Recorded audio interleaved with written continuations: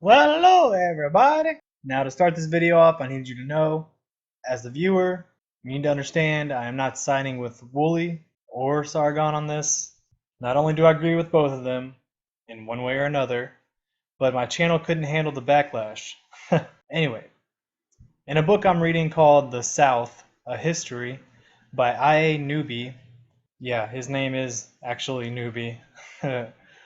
Anyway, get over it. He states, quote, "A parallel endeavor has been to describe the Southern character. That effort, too, has floundered on the shoals of diversity. Sympathetic observers have stressed such traits as biracialism, paternalism, agrarianism, social graciousness, a strong sense of family, and more interested in being than becoming. Critics, on the other hand, have focused on racism, bigotry, violence, materialism, backwardness, arrogance, and hypocrisy." This book was written in 1978, and like the title says, it's about the South. But doesn't what I just read seem to be the criticism for all America now?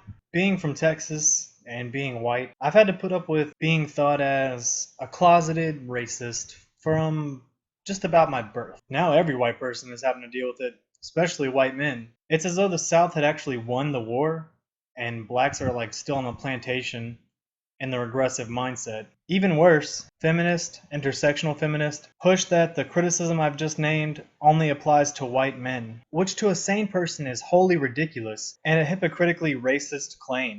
Not only is anyone, excluding white men, incapable of racism, but they are also virtuously superior. While coming up with this video, I was at work and a woman pulled in to drop off a donation. If you don't know, I work at a donation center. She had 2 mirrors she wanted to leave. I inspected one of the mirrors and it had a broken frame. I told her that we can't take that one because we can't resell it. She asked, "Well, do you have a dumpster?" To which I replied, "No, we don't keep dumpsters because people will bring their trash here, expecting us to take care of it for them." The other mirror was face down in her car, and I pulled it out to put it with the donations. As I went to turn it over to inspect it, the woman hopped in her car and sped off real quick, which I kind of thought was weird, till I turned the mirror completely over, and cracks were spiderwebbing the entire mirror. Now I guess since I'm a white male, the woman deceiving me was my white male privilege, birthright. On a serious note though, think if this woman was a feminist. She does things like this and then says women can't be immoral. How does that work in someone's brain? I understand I've done bad things, and it bothers me.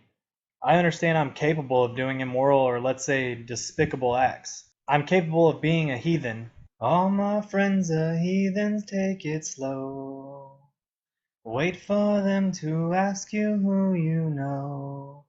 Please don't make any sudden moves.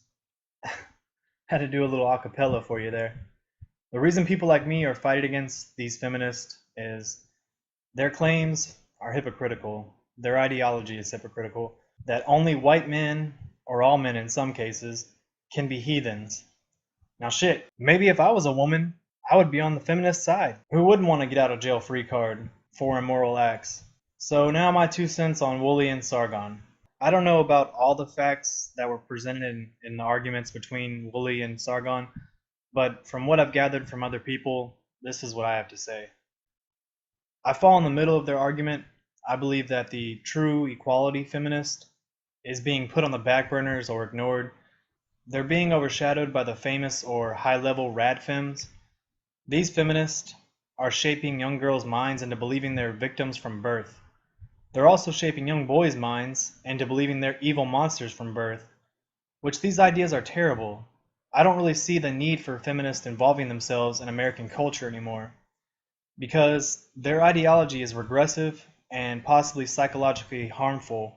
Can you imagine the superiority and inferiority complexes these people could be implanting in children's minds?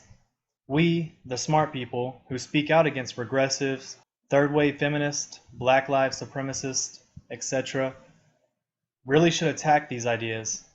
Now, the idea I'm about to present I heard from an older vernaculus video. If we attack the person instead of the ideology, we aren't going to change minds. We are only going to regress these people further into their terrible beliefs. If you hear the feminists saying these terrible things and attacking us, doesn't it make you sort of hate them in some way? Well, imagine yourself on the other side. Hearing us attack their idols, it's not going to help, especially for young people who hear this. Take, for instance, the woman I spoke of earlier. In my mind, I'm kind of like, man, she's probably one of those asshole feminists. So we have to find a middle ground between attacking the person and attacking the belief. I myself find it hard to not attack the person while simultaneously attacking their ideas in my videos, because their ideas infuriate me. Hopefully there is a way, though, to find a middle ground so we can actively change minds. Thanks for watching. Later. All my friends are heathens, take it slow. Wait for them to ask you who you know. Please don't make any sudden moves. You don't know the half of the abuse. Alright, if you're actually still listening, I'm gonna switch it up. We're going Bohemian Rhapsody. Ready? Mama just killed a man. Put my gun up to his head. Pulled my trigger, now he's dead. Mama.